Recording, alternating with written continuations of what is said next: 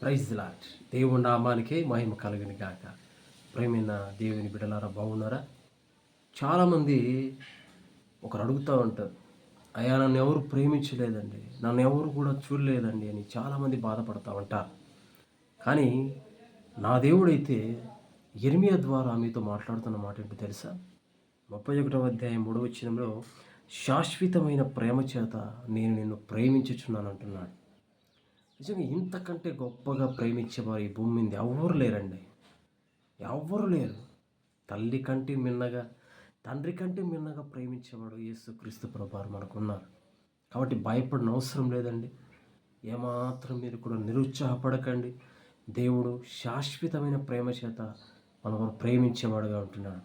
కాబట్టి మీకు అందరికి చెప్పేది ఒక మాటే, భయపడకండి, అధైర్యపడకండి. దేవుడు మనతో ఉన్నాడని ఒక గొప్ప విశ్వాసంతో దీవించండి. అట్టి కృప దేవుడు ఇది నన్ను మీకు దయచేయును కాక. ఆమేన్.